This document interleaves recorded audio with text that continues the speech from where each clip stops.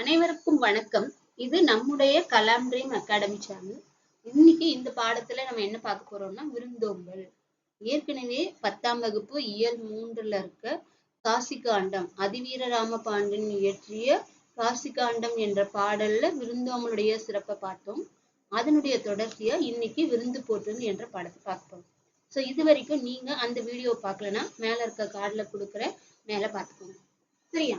இப்போ விருந்தோம்பல் அப்படின்றது இன்னைக்கு மட்டும் இல்ல, சங்க காலம் தொடங்கி சமகாலமான இன்னைக்கு வரைக்கும் நம்முடைய தமிழருடைய விருந்தோம்பல் மரபு எப்படி இருந்தது, அது அன்றைக்கு எப்படி இருந்தது, இன்றைக்கு இந்த கால சூழ்நிலையில எப்படி மாறி இருக்கு அப்படின்றத இந்த பாடத்துல நாம பார்க்க போறோம். முதல்ல விருந்தினர்னா யாரு? நம்ம வீட்டுக்கு வர உறவினர்கள், நண்பர்களை இன்னைக்கு நாம விருந்தினர்கள்னு சொல்றோம்.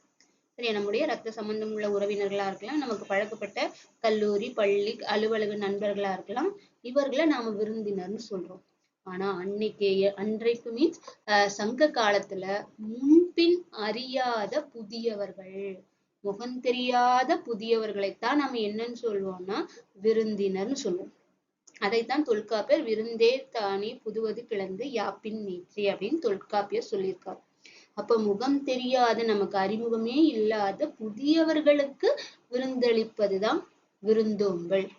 இப்போ ஒரு கேள்வி வரலாம், முகம் தெரியாத புதியவர்கள் ஏன் வர்றாங்க, அப்படி வந்தா அவங்களுக்கு நாம ஏன் விருந்தளிக்கணும் அப்படின்னு இந்த காலத்துல இருக்க இளைஞர்கள் இல்ல இந்த கால மக்கள் கேட்கலாம்.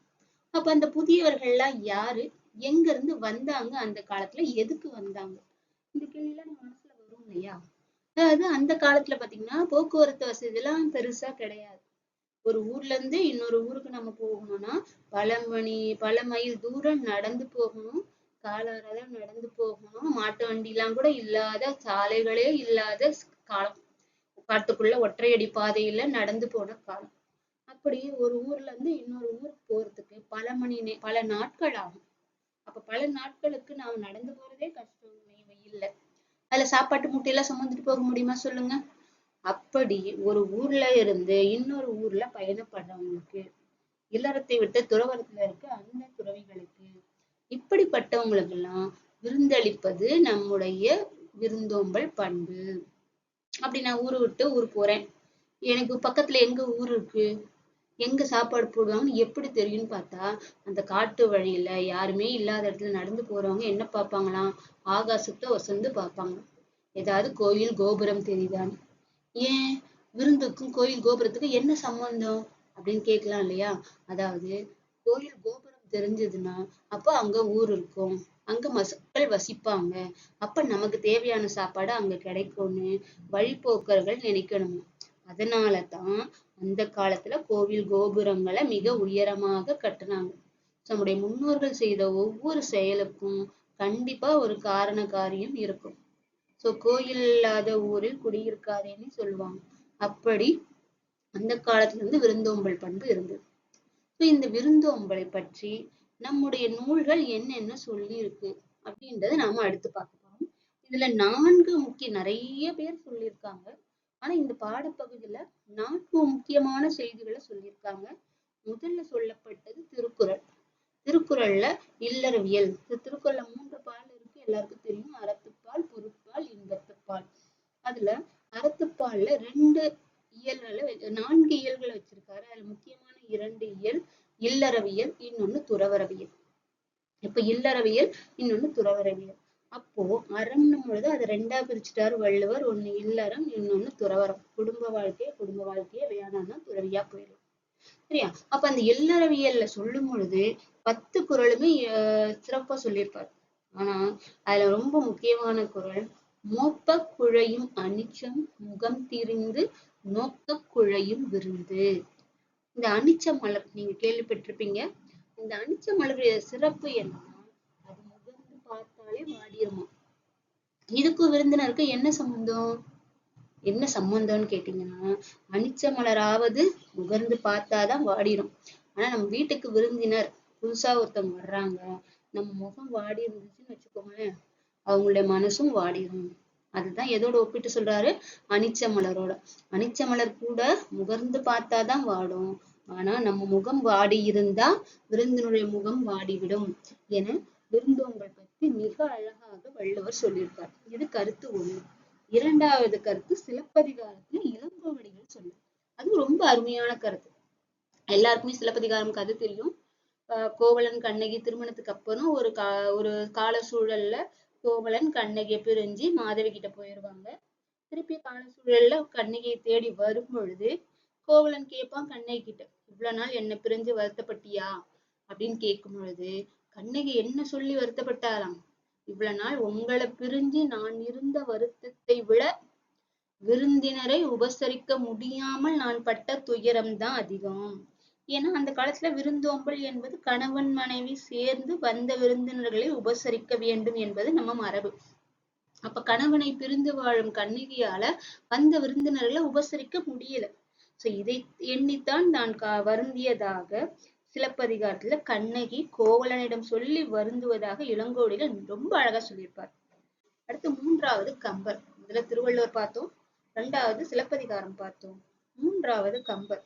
கம்பராமாயணத்துல என்ன சொன்னாருன்னு பாத்தீங்கன்னா, கல்வியும் செல்வமும் பெற்ற பெண்கள். எந்த ஒரு பெண் கிட்ட கல்வியும் செல்வமும் இருக்கோ அவங்க என்ன செஞ்சாங்களாம், விருந்தும் ஈகையும், என்கிட்ட பணம் இருக்கு, என்கிட்ட அறிவு இருக்கு, நான் வச்சு என்ன பண்றேன் அப்படின்னு இல்லாம யாருக்கு தேவையோ அவங்களுக்கு வயிறார உணவளிச்சாங்க, யாருக்கு என்ன உதவி தேவையோ அதை செஞ்சாங்க அப்படின்னு ரொம்ப அழகா கம்பர் கம்பராமாயணத்துல சொல்லியிருப்பார். அடுத்து கலிங்கத்து பரணியில ஜெயம் கொண்டார். விருந்தினர்களுடைய முகமலர்ச்சியை சொல்லும் பொழுது அவருடைய கற்பனையே அலாதியான கற்பனை. அதாவது கலிங்கத்து பரணி என்பது எல்லாருக்கும் தெரிஞ்சிருக்கும், போர்க்களம் பாடுகின்ற ஒரு நூல். அந்த போர்க்களம் ஒரு போர் நடந்து முடிஞ்சிருச்சு அப்படின்னா அந்த இடம் எப்படி இருக்கும், பிணங்களுடைய குவியலா இருக்கும். அந்த பிணங்களுடைய குவியலை பாக்குற மனிதனுக்கு வேணா இத்தனை உயிர்கள் இழந்து போச்சே, இப்படி ஆயிடுச்சே அப்படின்ற வருத்தம் எல்லாம் இருக்கும் இல்லையா. ஆனா அந்த இடத்துக்கு ஒரு கழுகு கூட்டமோ இல்ல பருந்து கூட்டமோ போனா அது எப்படி இருக்கும், அவைக்கெல்லாம் அது உணவு. இவ்வளோ உணவுகளை பார்த்த உடனே அந்த கழுகுக்கும் பருந்துக்கும் எப்படி ஒரு முகமலர்ச்சி வருமோ, சந்தோஷம் வருமோ, அந்த மாதிரி நாம விருந்தினரை பார்க்கும் பொழுது முகமலர்ச்சியோட வரவேற்கணும்னு விருந்தோம்பலை பற்றி கலிங்கத்து பரணியில ஜெயம் கொண்டார் சொல்லியிருக்கார். இப்படி விருந்தோம்பல் குறித்து வள்ளுவரும் இளங்கோவடிகளும் கம்பரும் அடுத்தது ஜெயங்கொண்டாரும் என்ன சொன்னாரு அப்படின்றத பாட புத்தகத்துல அற உணர்வும் தமிழர் மரபும் என்ற தலைப்புல கொடுத்திருக்காங்க. இதையே ஒரு 5 மதிப்பெண் வினாக்களா கேட்பாங்க. இதை மாணவர்கள் குறிப்பெடுத்துக் கொள்ளலாம். இதுல 4 செய்திகளை சொல்லணும். அடுத்தது பாத்தீங்கன்னா அடுத்த தலைப்புல எதுலெல்லாம் விருந்தோம்பல் பத்தி என்னென்னலாம் சொல்லியிருக்காங்க. அதுல முதல்ல தனித்து உண்ணாமை. நான் புத்தகத்துல இருக்க வரிசையில வரேன். தனித்து உண்ணாமைன்னும் பொழுது உண்டால் அம்மையு உலகம், கடவுள் மாய்ந்த இடம்பெரு வழுதியினுடைய பாடல். உண்டால் அம்மையு உலகம் இந்திரர் அமுழ்வது இயைவது ஆயினும் இனிது என தமியர் உண்டலும் இலரே. அதாவது இதுக்கு என்ன அர்த்தம்னா, தேவலோகத்திலே இருக்க அமிர்தமே கிடைத்தால் கூட விருந்தினரை வெளியில காக்க வச்சுட்டு தனியா விட்டுட்டு நாம மட்டும் சாப்பிடக்கூடாது. அதைத்தான் ரொம்ப அழகா புறநானூற்றுல சொல்லியிருக்காங்க. உண்டால் அம்ம இவ்வுலகம். சோ அமிர்தமே கிடைத்தால் கூட என்ன பண்ணக்கூடாதாம், தனித்து உண்ணக்கூடாது என்பது ரொம்ப அழகா புறநானூற்றுல சொல்லியிருக்காங்க. அடுத்தது அல்லில் ஆயினும். புத்தகத்துல இருக்க தலைப்பு அல்லில் ஆயினும். அல்லில் அப்படின்னா நள்ளிரவுன்னு அர்த்தம், சரியா. இல்லைன்னா வீடு, அல்னா இரவு. அப்போ வீட்டுல நடு இரவுல நள்ளிரவு நடுராத்திரி விருந்தினர்கள் வந்தா கூட என்ன பண்ணணுமா, அவர்களுக்கு முகமலர்ச்சியோட நல்ல முறையில வரவேற்று விருந்தளிக்கணும் அப்படின்னு சொன்னது நற்றிணை. அது என்ன வரிகளால் அழகா சொல்லியிருக்கோம்னா, அல்லில் ஆயினும் விருந்து வரின் உவக்கும். அதாவது தெளிவா ஞாபகம் வச்சுக்கணும், தனித்து உண்ணாமை பத்தி. அதான் அமிர்தமே கிடைச்சாலும் தனியா சாப்பிடக்கூடாதுன்னு சொன்னது புறநானூறு. நள்ளிரவு விருந்தினர் வந்தாலும் அவர்களை உபசரிக்கணும்னு சொன்னது எது, நற்றிணை. இது தெளிவா ஞாபகம் வச்சுக்கணும். அடுத்த தலைப்பு இன்மையிலும் விருந்தோம்பல். இன்மைனா வறுமைன்னு அர்த்தம். என்கிட்டயே ஒண்ணும் இல்லை, அப்ப நான் எப்படி வரவங்கள கவனிப்பேன். அதுக்கு 2 உதாரணங்களை சொல்றாரு. முதல்ல புறநானூற்று பாடல்ல பாத்தீங்கன்னா, ஒரு குடும்பத்துல மிகுந்த வறுமையான நிலை, வந்த விருந்தினருக்கு கொடுக்க உணவே இல்லை. அப்ப என்ன பண்ணாலாம் தலைவி, மறுநாள் விதைப்பதற்காக நிலத்துல கொண்டு போய் விதைக்கிறதுக்காக வச்சிருந்த திணையை எடுத்து உரல்ல இட்டு குத்தி அரிசியாக்கி அந்த அரிசியில சாதம் சமைத்து கொடுத்தாலாம் தலைவி. அப்ப அடுத்த நாள் விளைச்சலுக்கு என்ன ஆகும்? அதை பத்தி எல்லாம் கவலைப்படல. இன்னைக்கு வந்தவங்களை கவனிக்கணும். இது ஒரு உதாரணம். இன்னொன்னும் புறநானூற்று பாடல்ல, வீட்டுக்கு விருந்தினர்கள் இன்னைக்கு வந்துட்டாங்க, ஒண்ணுமே இல்ல. தலைவன் என்ன பண்ணா, முதல் நாள் வந்த விருந்தினரை காப்பாத்துறதுக்காக தன்னுடைய பழைய வாளை பணயம் வைத்து, பணயம்னா என்ன, அடமானம் வச்சு முதல் நாள் சாப்பாடு போட்டான். சந்தோஷமா மகிழ்ச்சியா வழி அனுப்பி வச்சுட்டான். என்ன ஆச்சு, அவன் கெட்ட நேரம் மறுநாளும் விருந்தினர்கள் வந்தாங்க. நேத்தே வாழை வச்சாச்சு, அப்ப இன்னைக்கு யாழை கொண்டு போய், அதாவது யாழ் என்ற இசைக்கருவியை கொண்டு போய் பணயம் வைத்து அன்றைக்கும் விருந்தினர்களுக்கு சிறப்பாக விருந்தளித்தான். என்கிட்ட ஒண்ணுமே இல்ல, இன்னைக்கு சாப்பாடு கிடையாது, போங்க போங்க அப்படின்னு விரட்டி அடிக்கல. தான் கிட்ட இருக்க கடைசி பொருள் வரைக்கும் அதை பணயம் வைத்தாது வந்த விருந்தினர்களே கவனிக்கணும் அப்படின்னு சொன்னேன். இந்த 2 பாடலுமே புறநானூற்றை சார்ந்தது. இரவுல வந்தாலும் கவனிக்கணும்னு சொன்னது நச்சினை, தனித்து உண்ணக்கூடாதுன்னு சொன்னது புறநானூறு. வறுமையிலும் விருந்தினர்களை உபசரித்ததை சொல்வது 2 பாடலுமே, 2 கருத்துக்களுமே புறநானூறு. அடுத்து பொருணர் ஆற்றுப்படையில ரொம்ப அழகான ஒரு செய்தி. அதாவது நம்ம வீட்டுக்கு விருந்தினர் வந்தாங்க, அவங்க கிளம்புறாங்கன்னா போயிட்டு வாங்கன்னு உட்கார்ந்த இடத்துல இருந்தே வழி அனுப்பக்கூடாது. எப்படி வழி அனுப்பணும்? அவங்க பின்னாடி 7 அடி பின் சென்று நடந்து சென்று வழி அனுப்பணும். அதுதான் நம்முடைய விருந்தோம்பல் பண்பு அப்படின்றத பொருணர் ஆற்றுப்படை சொல்லுது. இதுல நூல்களுடைய பெயர்கள் நிறைய வரும்.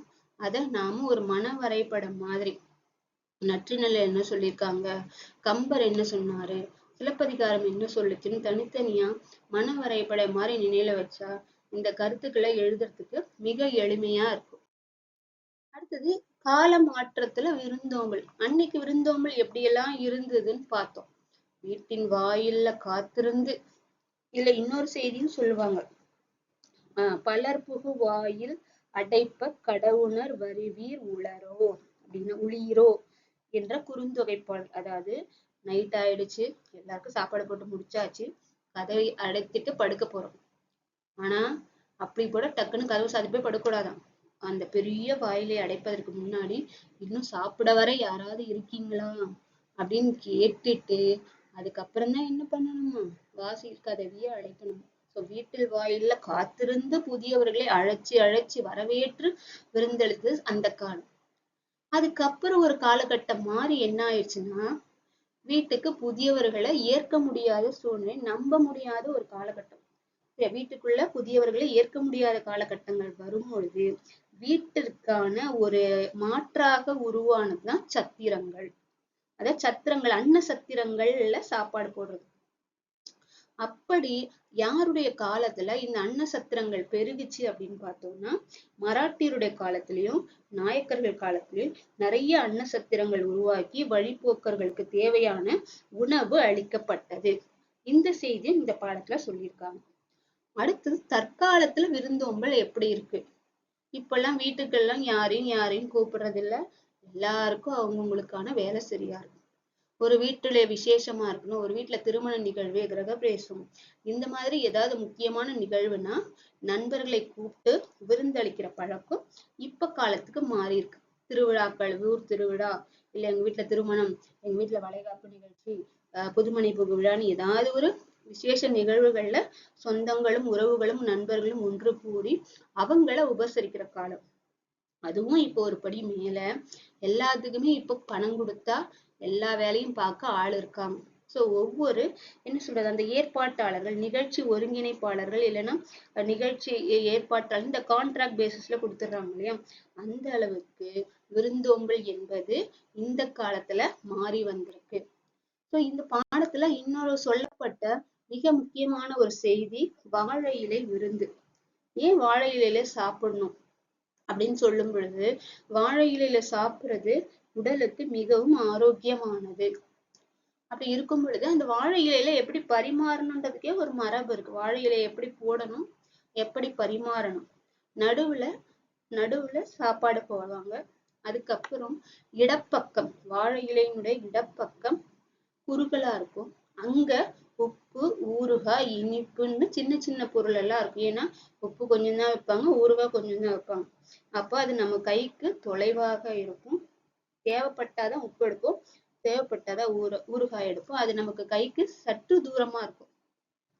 நம்முடைய வலப்பக்கம் சாப்பிடறதுக்கு வாட்டமான வலப்பக்கம் பாத்தீங்கன்னா காய்கறி, கீரை, கூட்டு இதெல்லாம் பெரிய அளவிலான உணவுகள் எடுத்து சாப்பிட வசதியா இருக்கும். நம்ம வலது கையால உண்கின்ற பழக்கத்திற்கு ஏற்ப அறிவியல் பூர்வமாக வடிவமைக்கப்பட்ட பரிமாறும் முறை. இந்த செய்தியில இதுக்கு முன்னாடி எத்தனை பேருக்கு தெரியாது அப்படின்றத கண்டிப்பா கமெண்ட் செக்ஷன்ல சொல்லணும்னு நான் எதிர்பார்க்கிறேன். ஓகேவா? வாழை இலையில எப்படி பரிமாறணும், ஏன் இப்படி பரிமாறுறாங்கன்றது இன்னைக்கு நாம தெரிஞ்சிருக்கோம். இந்த வாழை இலை விருந்தையே ஒரு ஊர்ல ரொம்ப விசேஷமா கொண்டாடுறாங்க. அந்த எந்த ஊருன்னு பாத்தீங்கன்னா அமெரிக்கால இருக்க மினசோட்டா தமிழ்ச்சங்கம் ஒவ்வொரு ஆண்டும் வாழை இலை விருந்து வச்சு வகை வகையான உணவுகளை வச்சு கொண்டாடுறாங்க. அப்படி அங்க என்னென்ன உணவுகள் அந்த நாள்ல பரிமாறப்படும்னு பார்த்தா முருங்கைக்காய் சாம்பார், மோர் குழம்பு, வேப்பம்பூ ரசம், வெண்டைக்காய் கூட்டு, திணை பாயாசம், அப்பளம்னு நாம வழக்கமா சாப்பிடுற உணவையே அவங்க விருந்தா, ஏன்னா அவங்களுடைய உணவு கலாச்சாரம் வேற அமெரிக்கா. அதனால அந்த ஒரு நாள்ல அமெரிக்காவுல மினசோட்டா தமிழ்ச்சங்கம் வாழை இலை விருந்து விழாவை ஆண்டுதோறும் நடத்தி நம்முடைய விருந்தோம்பல் பண்பை அவங்களுக்கு தெரிந்த வகையில அவங்க கொண்டாடுறாங்க. சரியா? சோ இப்படி இந்த பாடத்துல விருந்தோம்பல் பற்றி என்னவெல்லாம் தெரிஞ்சுக்கிட்டோம்ன்றத உண்மையிலே விரிவா பார்த்திருக்கோம். இந்த பாடம் சம்பந்தமான ஏதேனும் சந்தேகம் இருந்தாலும் சரி, இந்த பாடத்துல எப்படியெல்லாம் வினாக்கள் கேட்கப்படலாம், அந்த மாதிரி உங்களுக்கு ஏதாவது கேள்விகள் இருந்தாலும் நம்முடைய சேனலுடைய கமெண்ட் செக்ஷன்ல நீங்க கேள்விகளையும் உங்க சந்தேகங்களையும் இல்ல என்னுடைய பாடப்பகுதியில ஏதாவது குறைகளும் இருந்தா கண்டிப்பாக சுட்டிக்காட்டும்படி கேட்டுக்கிறேன். அதே மாதிரி உங்க வீட்டுக்கு வந்த விருந்தினர்களை நீங்க எப்படி உபசரிப்பீங்க அப்படின்றதையும் மறக்காம கமெண்ட் செக்ஷன்ல சொல்லுங்க. இது வரைக்கும் நீங்க நம்ம சேனலை சப்ஸ்கிரைப் பண்ணனா கண்டிப்பா சப்ஸ்கிரைப் பண்ணிக்கோங்க. ஆல்ரெடி சப்ஸ்கிரைப் பண்ணவங்க திருப்பி சப்ஸ்கிரைப் பட்டனை கிளிக் பண்ண வேண்டாம். கண்டிப்பா இந்த வீடியோவை லைக் பண்ணுங்க, மறக்காம உங்க நண்பர்களுக்கும் ஷேர் பண்ணுங்க. நன்றி, வணக்கம்.